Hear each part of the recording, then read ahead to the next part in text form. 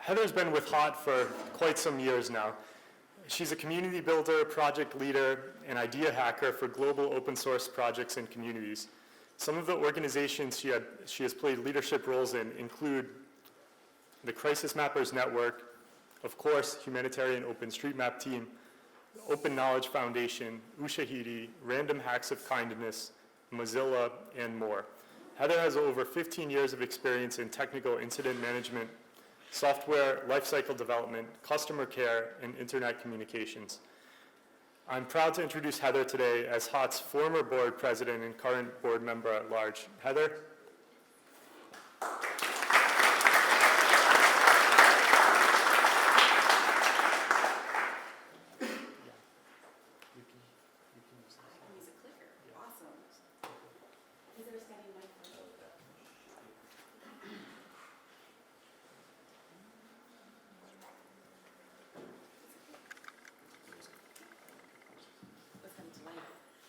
Delay on the mic.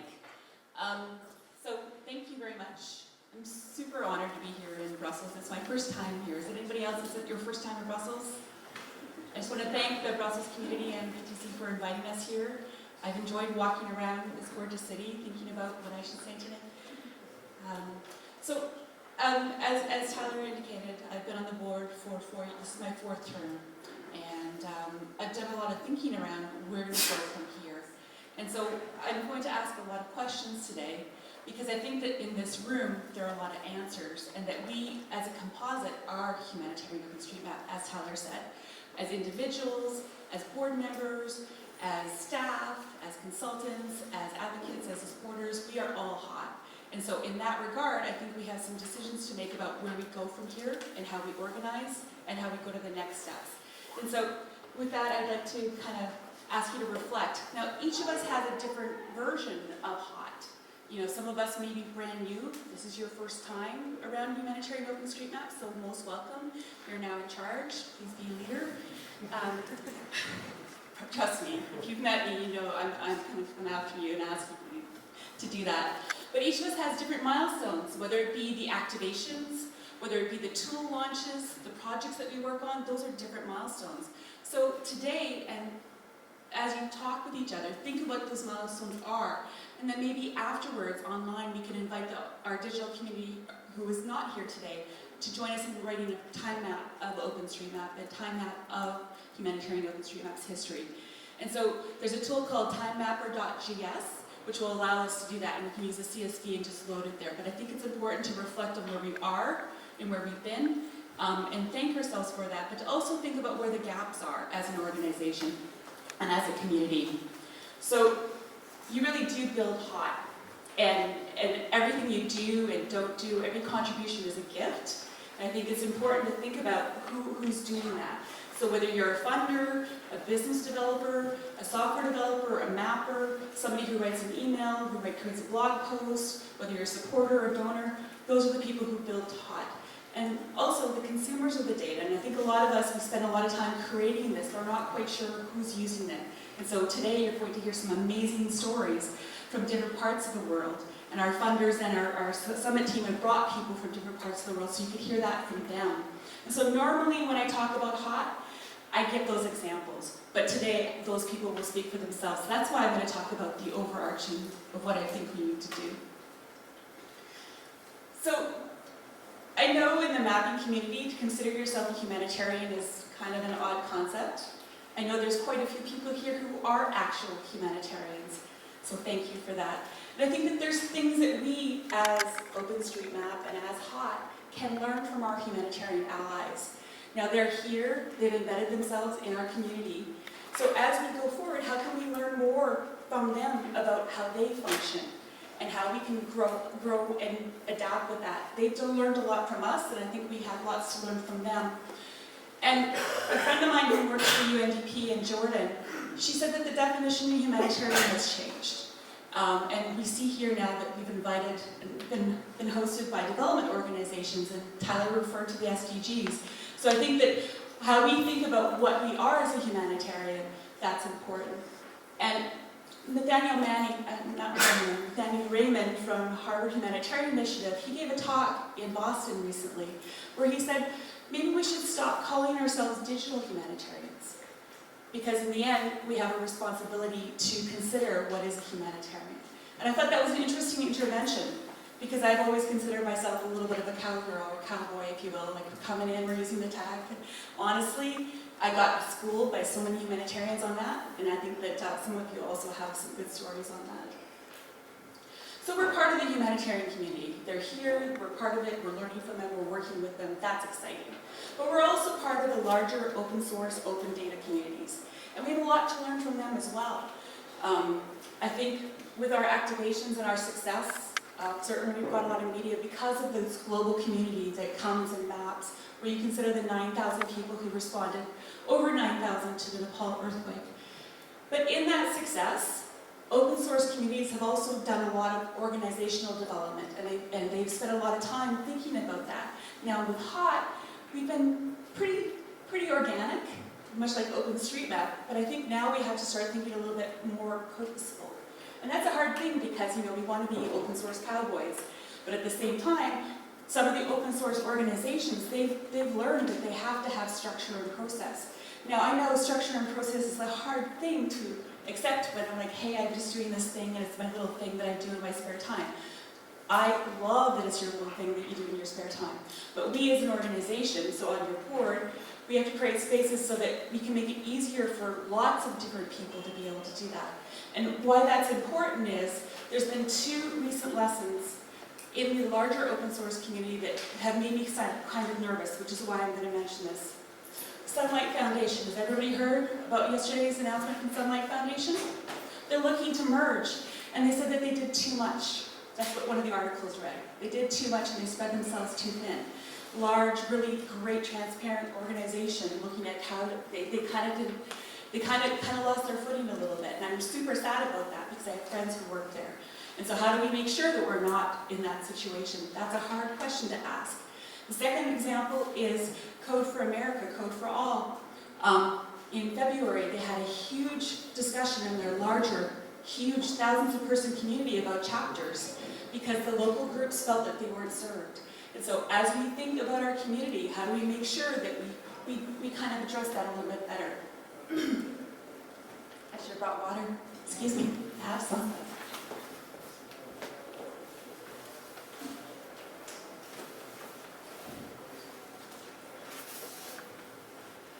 So when I say, what are the next steps? I think I have some ideas, the board has some ideas, but today I want to ask you, while you're here with each other, have those conversations.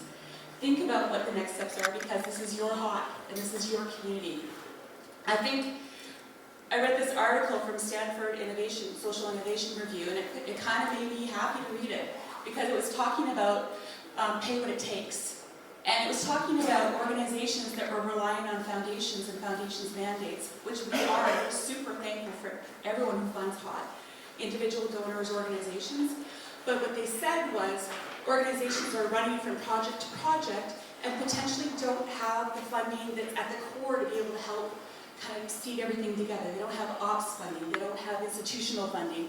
And I think, I'm not saying that we should only focus on that, but if we are going to be able to kind of do the big dream space, we have to think about potentially how do we organize our business model a little bit differently. And that, I think that probably makes a couple of you shiver, the idea of business model, but I think when we think about the fact that we can crowdsource that, I think our donation model of how we did an example of that in December, where we did a massive kind of donation individual fund work. That's something that HOT hadn't done before. And so that's a good thing. So how do we do more of that? Because I think peer-to-peer funding might actually help HOT grow too. So we are a community, but we're a community not just of mappers, we're a community of diverse skills. And I think that's an interesting change, an organic change. I've had conversations with people who thought that I should not be on the board, should not be an organizer because I don't map enough. You're welcome to have that opinion. Please go ahead. I think that's important. But I would say that you need, every organization, every community needs a banker. You need someone who's going to be the banker. You need somebody who's going to be able to be the lawyer. You need somebody who's going to clean the streets. You need all those things because it makes a functional community. And so those are kind of brass examples. But I think as we think about our community, how we grow it, how do we nurture and support other folks to come in? And the police are coming for me. Early morning crime, I'm telling you. I had to pay for my plane ticket. I'm just kidding. So when we think about your first experience with OpenStreetMap or with HOT, like, what was your first experience?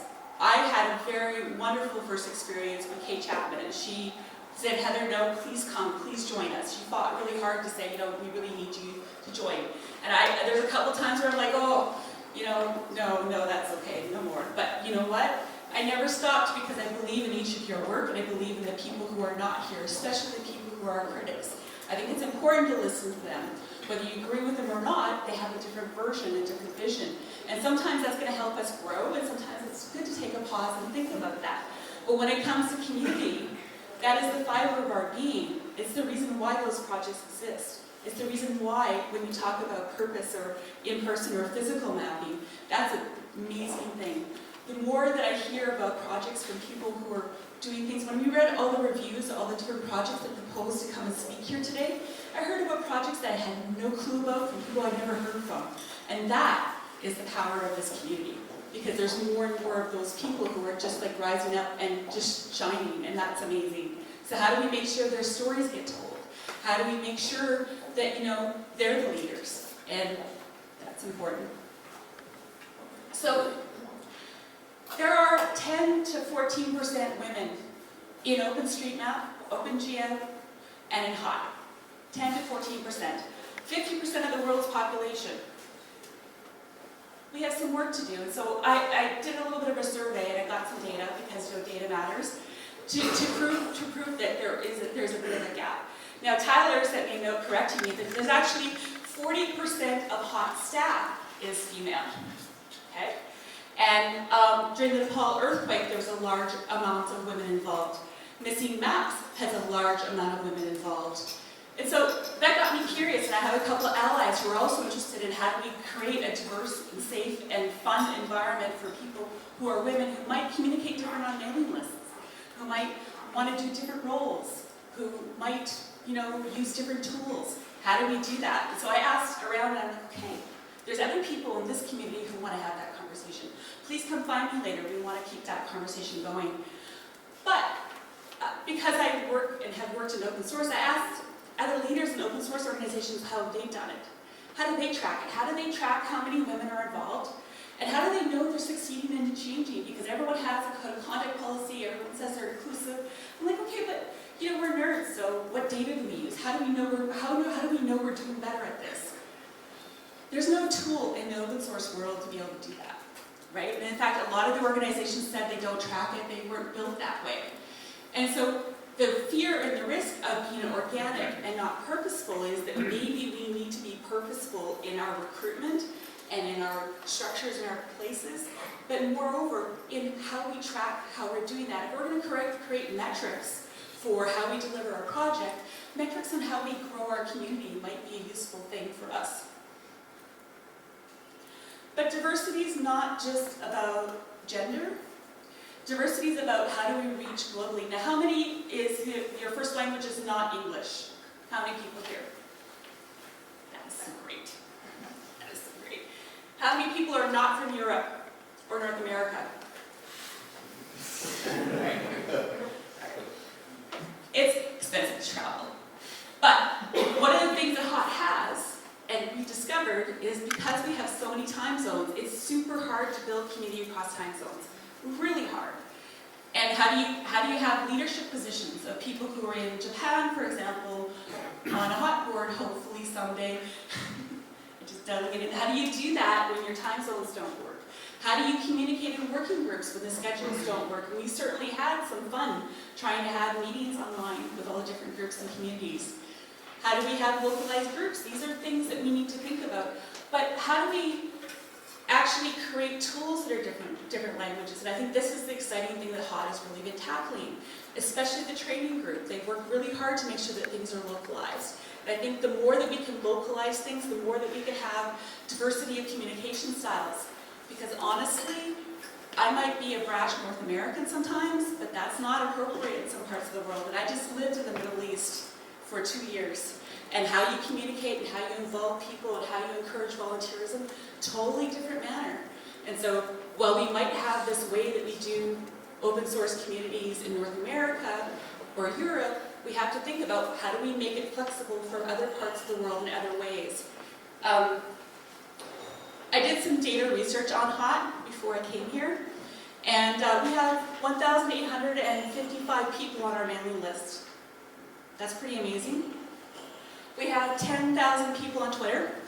We have about 3,400 on Facebook. Missy Maps has 12,900 contributors over the last 2 years. That's our reach.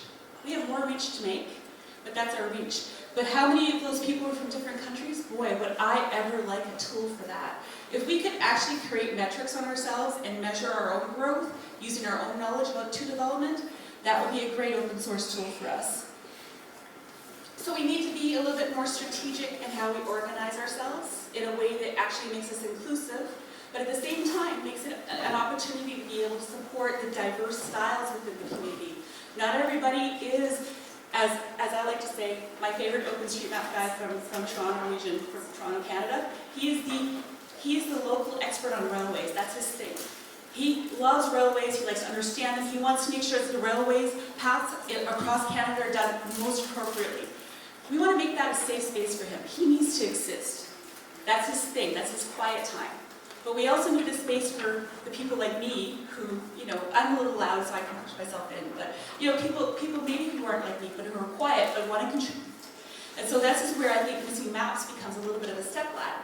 It's an easy access for onboarding. So how do we onboard different roles and different skills? How do we make sure that we're strategic in that? But when I say strategic, it's not just about community development. It's about each of you are leaders. And I did say that before, but I'm going to say it again. You may not realize it even if you're only new, but some of you are going to go back home to wherever you're from. And you're going to be in charge of saying, hey, this is what I learned. This is what I did. This is what I'm going to make. This is the idea that I had that we're going to set up a GitHub. We're going to set up a repo on GitHub, and we're going to create this new tool because I'm more than certain that's going to happen here. But strategic means that you need to think about what are you going to do to grow HOT? What kind of HOT do you want 5 years from now, 10 years from now? So the board and the executive director and the staff are thinking about this, but it's your turn today and then in future online to think about what you want and what you need from HOT and help us guide that. Oops.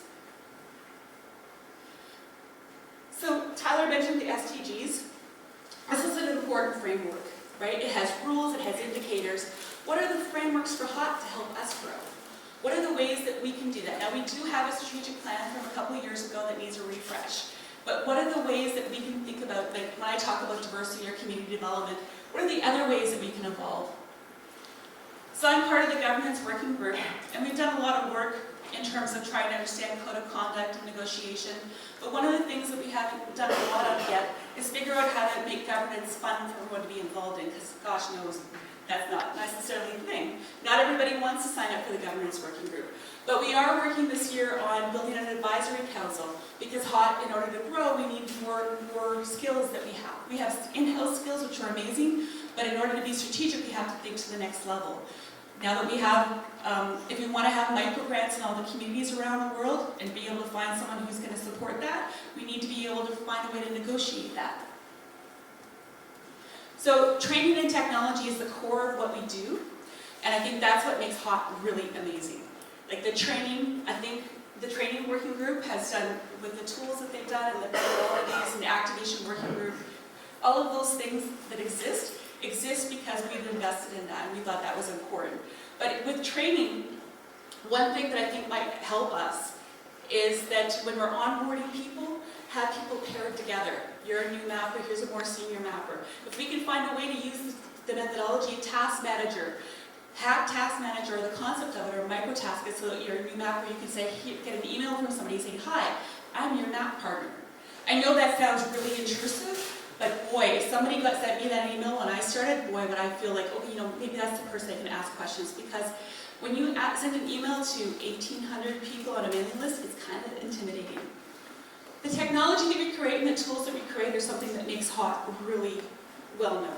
I mean, our tools are fantastic, and certainly it's influenced and given to OpenStreetMap community, and that's really powerful, how that functions. But what are the next tools that we need to improve it? And while you're creating tools, if you are a tool creator, how can we make sure that it helps with diversity? How do we make sure that it helps with language? Can we start with that at the beginning of the tool creation rather than doing it as an add-on? We've gotten pretty good at telling some of our stories. And I think we could use some help with that. I think if we could have some online sessions, some videos, more things in more languages, I think that would help our communications working group. And they've been super scrappy. This year we now have a newsletter, right? We're 6 years young, but we have a lot to learn from communications professionals and thinking about how do we do that. But I think the thing about communication is that if you can think about the fact that people communicate different ways and need different inputs, then maybe it'll help them feel more involved. So when I think about fundraising, I don't just think about foundations. Again, I think more about like, how do we have more peer-to-peer methods, and how do we think about how do we grow that. And so the fundraising working group has been such an amazing example of growth this year, and I'm super proud to just kind of watch it.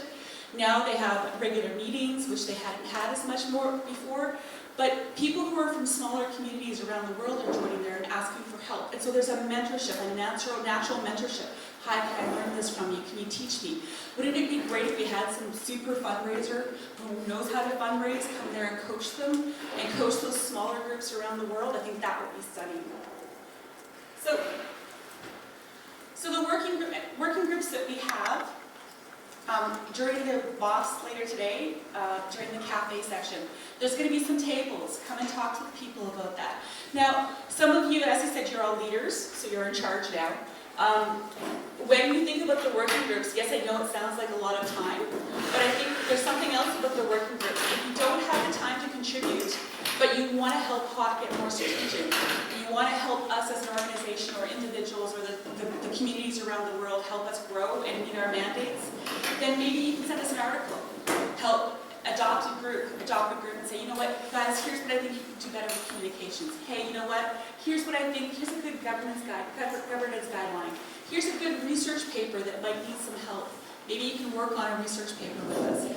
That the idea that HOT exists as a board or a staff is not something that we think should happen.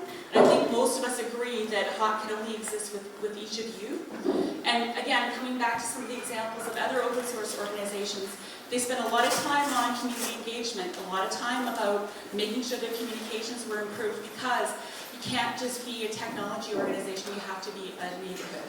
And so you are a neighborhood, and so with those working groups, I think that's where we're going to that change. And so it can't be a top-down thing, it has to be an all-of-us thing. So lastly, I'm super glad that we're here today to have these conversations. I think that it's important to find forums and ways to do those more online. And again, as I said, there's only 1,800 people on the mailing list, but I do know there's far more reach of people who are supporting and want to help HOT. So how do we make sure that they feel like they can help us on our journey? Thank you.